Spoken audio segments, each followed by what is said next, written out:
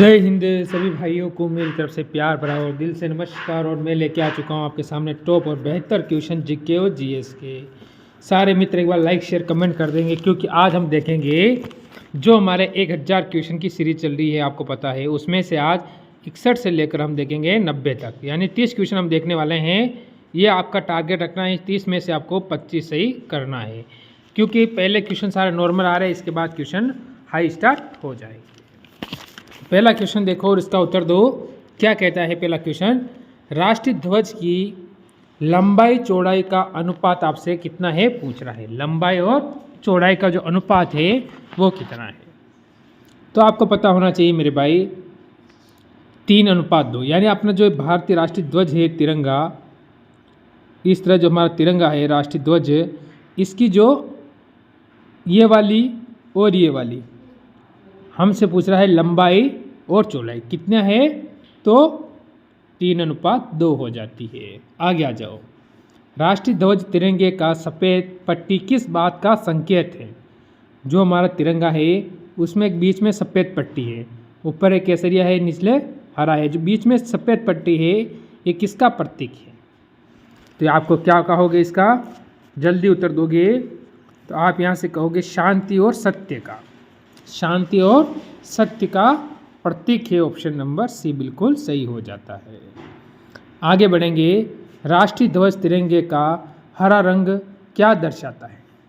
जो राष्ट्रीय ध्वज तिरंगे में हरा रंग है वो आखिरकार क्या दर्शाता है? देखो, विकास और उर्वरकता को दर्शाता है, ऑप्शन नंबर बी हो जाता है। अगर हम आगे बढ़ें तो अगला क्वेश्चन कहता है राष्ट्रीय ध्वज तिरंगे में चक्र में कितनी तीलियां होती है? जो बीच में अशोक चक्र है उस चक्र में जैसे तीलियां बनी हुई है, तो वो कितनी है हमको ये बताना है राष्ट्रीय ध्वज के अंदर। तो आपको पता होगा कि 24 तीलियां हैं, ऑप्शन नंबर सी बिल्कुल सही होगा। आगे बढ़ो अगले क्वेश्चन पर। भारतीय संविधान सभा ने राष्ट्रीय ध्वज का प्रारूप कब अपनाया था? जो हमारा राष्ट्रीय ध्वज तिरंगा है उसका जो प्रारूप है वो कब अपनाया गया था, ये आपसे पूछ रहा है। तो आप क्या कहोगे? आपका कहना होगा 22 जुलाई 1947, ऑप्शन नंबर ए यहाँ पर बिल्कुल सही और सटीक होगा। कॉपी लेनी है, पेन कॉपी साथ में लेके बैठना है, प्रैक्टिस सेट साथ में लगाना है। भारत का राष्ट्रीय पक्षी, जो हमारा भारत है उसका राष्ट्रीय पक्षी क्या है? क्या तोता है, मोर है, हंस है, बुलबुल? आखिरकार क्या है? जल्दी से बताएंगे इस क्वेश्चन का उत्तर क्या होगा। तो हम सभी को पता है, ऑप्शन नंबर बी पे जाएंगे, मोर, जो हमारा बिल्कुल सही उत्तर है। आगे चलो।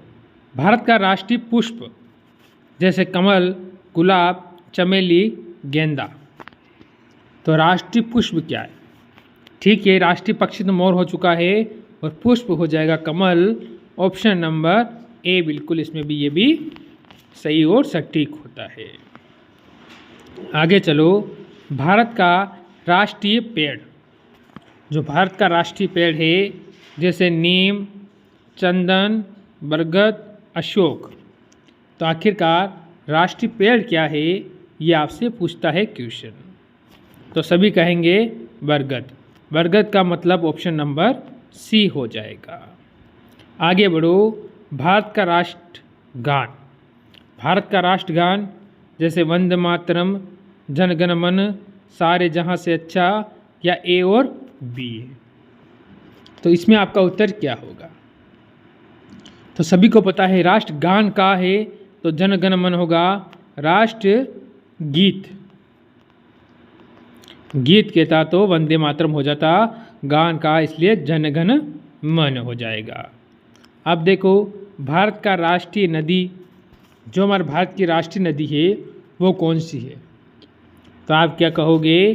कोसी, यमुना, ब्रह्मपुत्र या फिर गंगा? मेरे मित्र, इसमें आप कह दोगे गंगा। इसकी जो लंबाई है वो 2525 किलोमीटर हो जाती है। इसके बाद इसकी भारत में जो कुल लंबाई है वो 2510 होती है और बाकी की जो 15 है वो कहाँ है, बांग्लादेश के अंदर चली जाती है। आगे चलो अगले क्वेश्चन पर। भारत का राष्ट्रीय जलीय जीव, भारत का जो राष्ट्रीय जलीय जीव है वो क्या है, मछली होगी, कछुआ, डॉल्फिन या मगरमच्छ। तो हमारा उत्तर इसमें क्या होगा, तो यहाँ से जो हमारा उत्तर हो जाएगा option number C, dolphin. Dolphin बिल्कुल हमारा सही उत्तर होगा। अगर हम आगे चले, भारत का राष्ट्रीय पशु, भारत का राष्ट्रीय पशु क्या है, आपको बताना है घोड़ा, बाघ, हाथी, गाय। भारत का राष्ट्रीय पशु क्या है, तो आप क्या कहोगे, क्या घोड़ा कहोगे, बाघ कहोगे, हाथी कहोगे या गाय कहोगे। तो हम कहेंगे ऑप्शन नंबर बी, बाघ हमारा बिल्कुल सही हो जाएगा। अगर मैं आगे बढ़ूं अगले क्वेश्चन पर, भारत का राष्ट्रीय गीत, राष्ट्रगान तो मैंने क्लियर कर दिया था अभी आपको, ये तो क्या है, गान है, और ये राष्ट्रीय गीत होता है वंदे मातरम।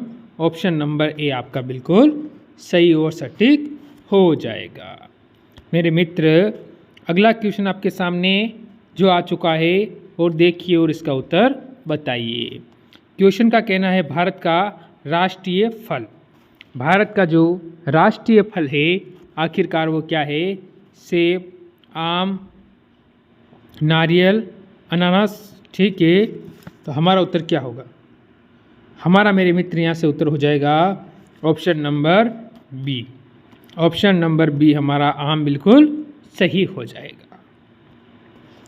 अगर हम आगे चले, भारत का राष्ट्रीय खेल, भारत का जो राष्ट्रीय खेल क्या है, शतरंज, कबड्डी, फुटबॉल या हॉकी। तो आपका उत्तर क्या होगा, भारत का जो राष्ट्रीय खेल है वो क्या हो जाता है। तो मेरे मित्र, सभी को पता है कि जो हमारा भारत का राष्ट्रीय खेल है वो होता है हॉकी। हॉकी का मतलब ऑप्शन नंबर डी बिल्कुल सही हो जाएगा। फिर आगे चलो अगले क्वेश्चन पर।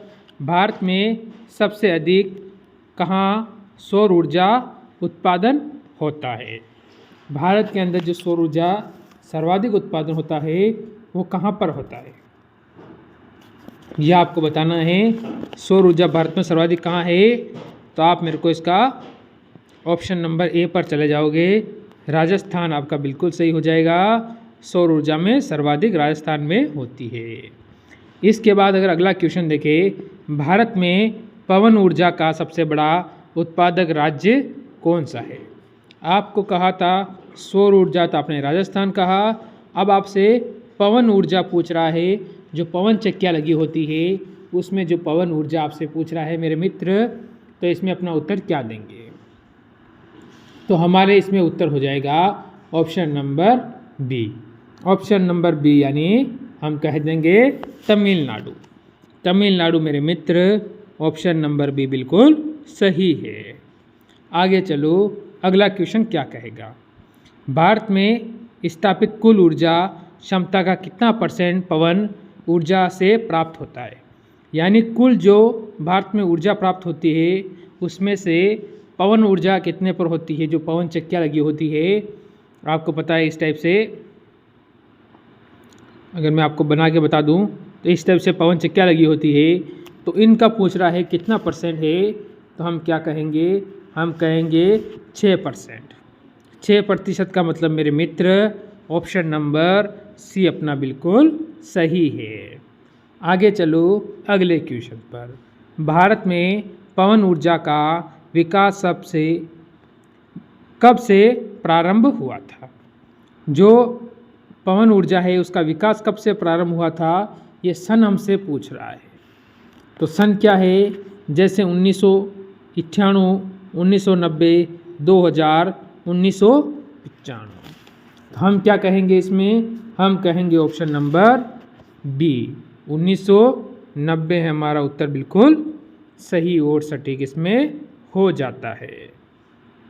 आगे चलो, भारत में परमाणु ऊर्जा ठीक है, परमाणु ऊर्जा की बात आ चुकी है। अब तो देखिए विनियामक बोर्ड कब स्थापित हुआ था। अब ये कब स्थापित हुआ ये हमको बताना है। जैसे हम कह सकते हैं 15 नवंबर 1983 को, 18 नवंबर 1985 को, 25 नवंबर 1988 को, या अन्य का मतलब होता है इसके अलावा और भी हो सकता है। तो मेरे मित्र ऑप्शन नंबर ए पर आप चले जाओगे 15 नवंबर 1983 को, ऑप्शन नंबर ए बिल्कुल सही है। अगला देखो परमाणु ऊर्जा ठीक है नियामक बोर्ड का मुख्यालय कहाँ पर है। नियामक जो बोर्ड है इसका मुख्यालय कहाँ पर है। हम कह सकते हैं बेंगलुरु, भुवनेश्वर, मुंबई, भोपाल। आखिरकार इसका मुख्यालय कहाँ पर हो जाता है तो आप इसमें कहोगे option number C. Option number C Mumbai, जो किसकी राजधानी है, आप कहोगे महाराष्ट्र की। महाराष्ट्र की राजधानी हो जाएगी। भोपाल आप कहोगे तो मध्य प्रदेश, ये आपको ध्यान रखना है किसकी है, मध्य प्रदेश की। भुवनेश्वर उड़ीसा, बेंगलुरु आप सबको कर्नाटक क्लियर है।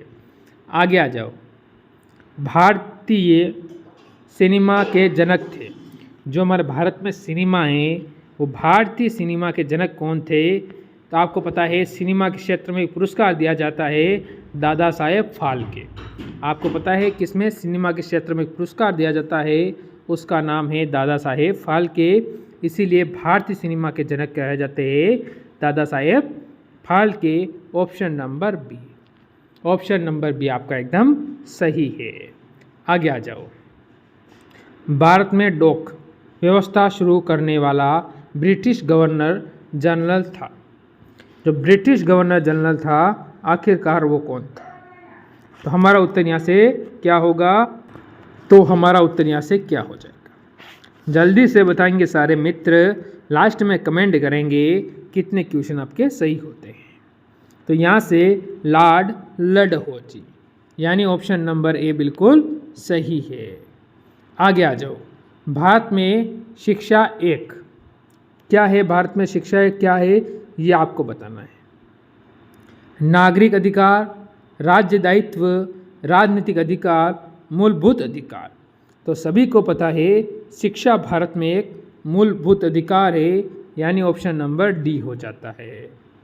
अगर मैं आगे चलूँ, अगला क्वेश्चन आप देखेंगे भारत के तीसरे राष्ट्रपति कौन थे जिनका अपने कार्यकाल में ही निर्धन हुआ था। यानी जो राष्ट्रपति पद पर रहते हुए ही उनका निर्धन हो गया था, उन राष्ट्रपति का नाम आपको बताना है। तो जैसे कि संजीव रेड्डी, डॉक्टर जाकिर हुसैन, डॉक्टर वीपी गिरी तो आपका इनमें से कोई नहीं। तो कौन से ऑप्शन पर आप जाओगे, तो आप कहोगे doctor Zakir Hussain. Option number B आपका बिल्कुल सही होगा। अगर मैं आगे चले, भारत का राष्ट्रीय ध्वज नियम कब से लागू कर दिया गया है। ठीक है, तो मेरे मित्र हमारा यहाँ से उत्तर क्या होने वाला है, तो आप यहाँ से कह दोगे ऑप्शन नंबर सी यानी 2002 से ध्वज नियम लागू किया गया। कब से, 2002 से किया गया है। अगर हम आगे बढ़ें, कौन सा नदी दक्षिण भारत की गंगा कहलाती है। तो कौन सा नदी है जो दक्षिण भारत की गंगा कही जाती है। हम कह सकते हैं कावेरी, ठीक है, तुंगभद्रा, गोदावरी, कृष्णा। आखिरकार हमारा इसमें उत्तर क्या होगा, तो हम कहेंगे मेरे मित्र option number C. Option number C Godavari हमारा उत्तर बिल्कुल सही है। यहाँ पर आगे बढ़ो। प्रतिवर्ष भारत का, ठीक है, कहाँ का, भारत का वृहत्तम पशु मेला लगता है। ठीक है, ये आपको बताना है। तो शोलापुर में कहाँ पर लगता है, शोलापुर तो नहीं होगा पर सोनपुर ज़रूर हो जाएगा। क्या हो जाएगा, सोनपुर, जो कि बिहार में स्थित है। ये आपको ध्यान रखना है। आगे चलो, भारत का, किसका, भारत का बोस्टन किसे कहा जाता है? भारत का बोस्टन किसे कहा जाता है? तो हम अहमदाबाद, वडोदरा, मुंबई, सूरत। तो आप इसमें जाओगे मेरे मित्र, ऑप्शन नंबर ए, क्या होगा ऑप्शन नंबर ए?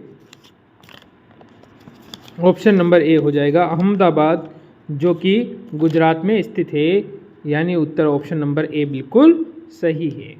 आज का तीसरा और लास्ट क्वेश्चन आपसे कह रहा है, ग्लोबल पर कर्क रेखा भारत के कितने राज्यों से होकर गुजरती है? अब क्वेश्चन थोड़े चेंज और नज़र आएंगे कल की क्लास से आपको थोड़े सही। तो आपको पता होना चाहिए कि 8 राज्यों से होकर गुजरती है, ऑप्शन नंबर बी। ठीक है, आज के टॉप क्वेश्चन कितने सही हुआ ज़रूर कमेंट करना। सभी का बहुत बहुत धन्यवाद। जय हिंद, जय